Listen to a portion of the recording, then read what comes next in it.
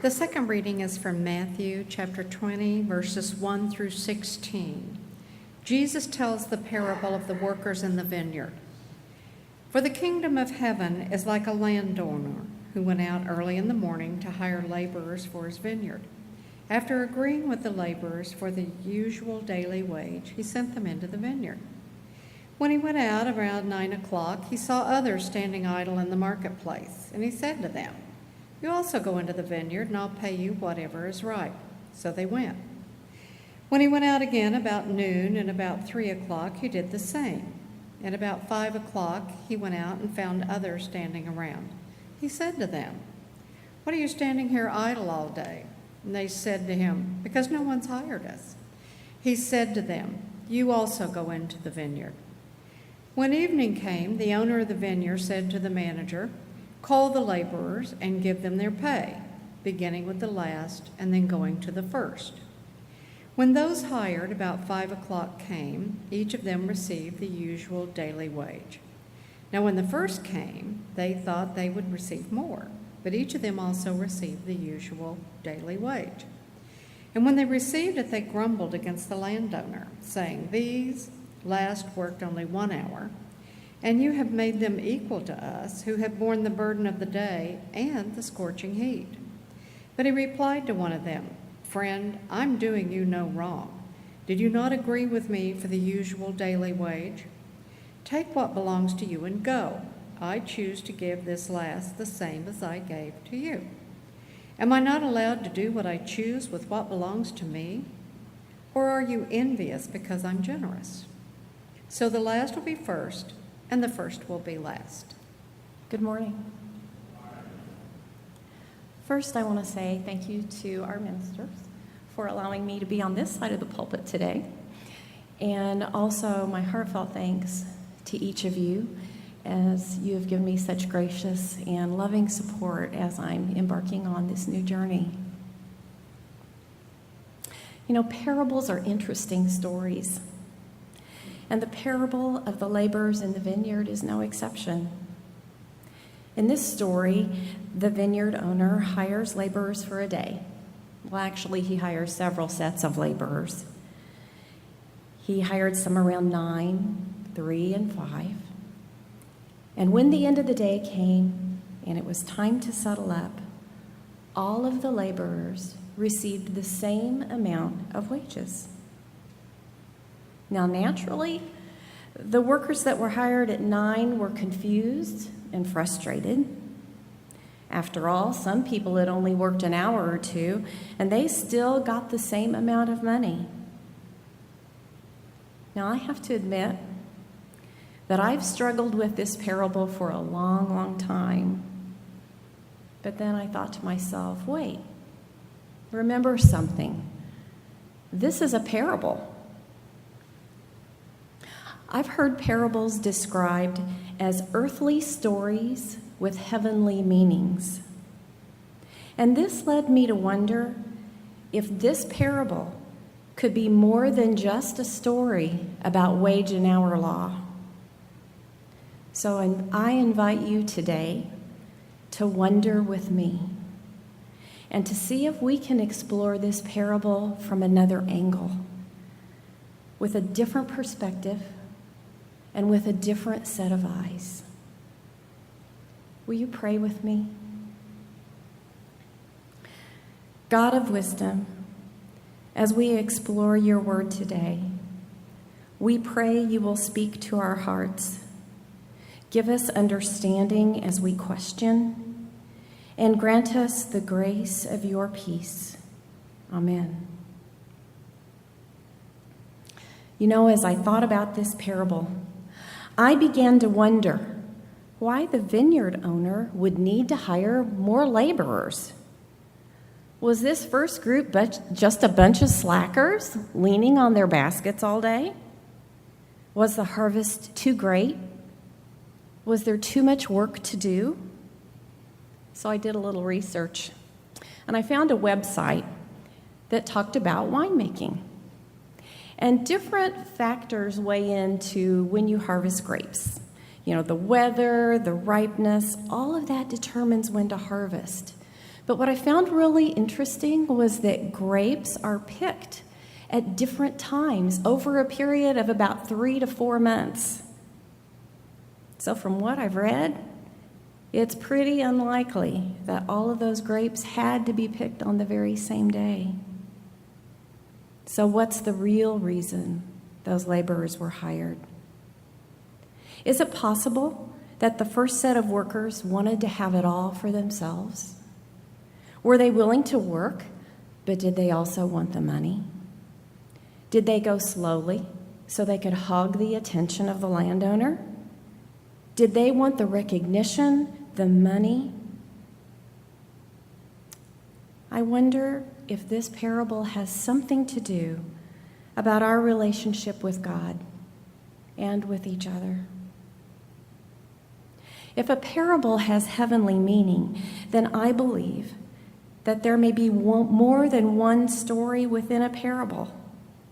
And I believe that this parable is about God's kingdom and God's reign on earth. It is about enriching God's mission for us. But God's messages don't always make us comfortable, and that's okay. I believe that the God who created the cosmos can surely figure out how to help us help God. The message of today's parable lesson challenges us to stop and think about our own actions. So how do we translate this parable into today's life? I don't know about you, but I don't know anybody that owns a vineyard. So instead, I'd like to tell you a story. It was summertime, 1964, in a small rural town in Indiana. School had been out for a few weeks, and the kids were getting restless. There was a group, and the ringleaders were Sammy, Kenny, Karen, and Kathleen. They were wandering around the neighborhood one day, and they came across this lot of land, and there was no house on it. It was magical. It had a big stand of trees in this big cluster, and it gave wonderful shade to part of the lot. And beneath the trees, the ground was bare, but it did have huge logs from fallen trees. And those logs were as long as 3 third graders and as wide as a kindergartner is tall. The rest of the lot was covered with grass, but it was flat, and it was a big lot. So anybody who played wiffle ball or softball would be sure to not take out any neighbor's windows. So Sammy and Kenny and Karen and Kathleen began to hatch a plan. They gathered up some friends and their younger brothers and sisters, and they began to work at clearing off that lot. They were going to make their very own playground, and oh, the dreams they dreamed. They'd have play logs and a field where they could play ball and an area for kick the can.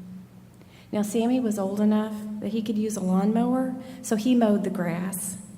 Kenny found some scrap wood and nails in his parents' garage, and he built a teeter-totter, while the girls searched around and found toys that they could stuff into those hollow fallen logs.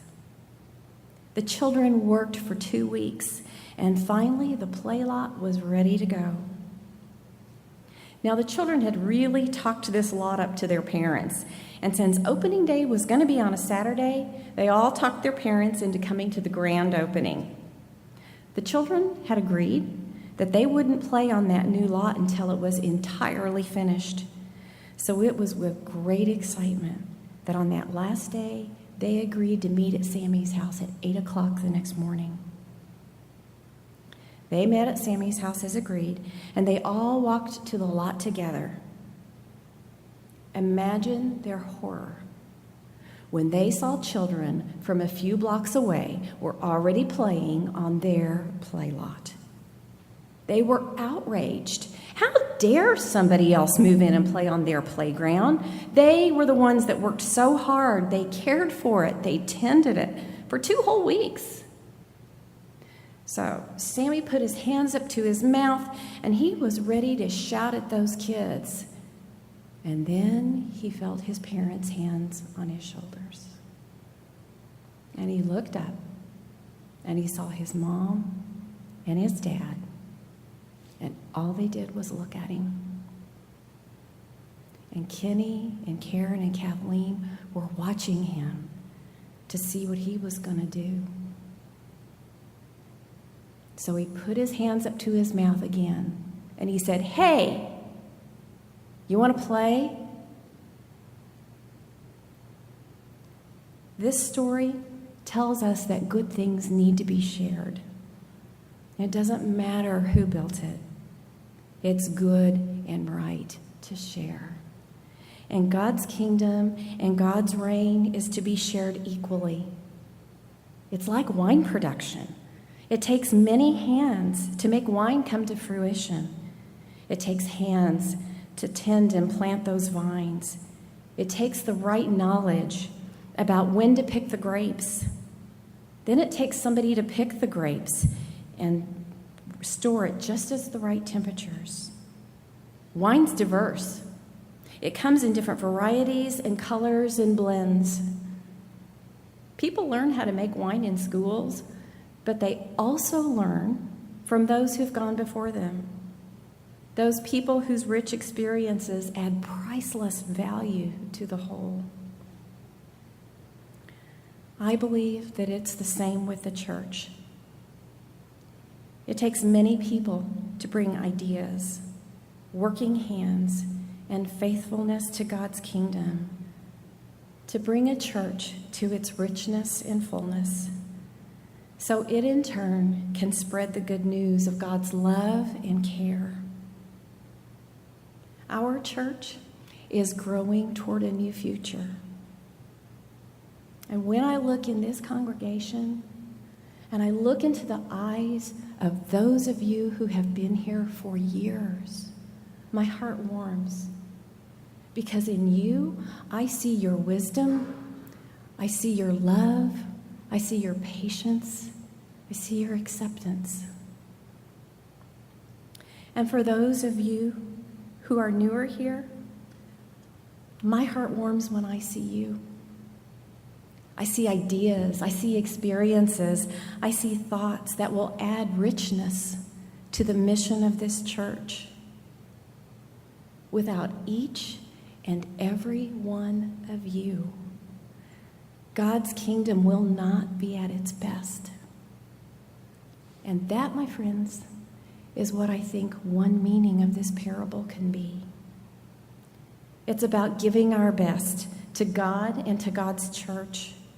And whether you've been here for years or a few short weeks, I believe that God's heart is warmed. Whether you're a new member or not, whether this is your first time here or your 3,000th, God's heart is warmed by you being here. The vines of our church are here, planted, waiting to be tended and shared. And like the playground that those children created, I think God values the foundations we've built. But equally, I think God values how we share what we've built. So do you want to play? I hope so. Because together, we can continue to build God's kingdom and bring God's message of love, hope, and grace equally and for all.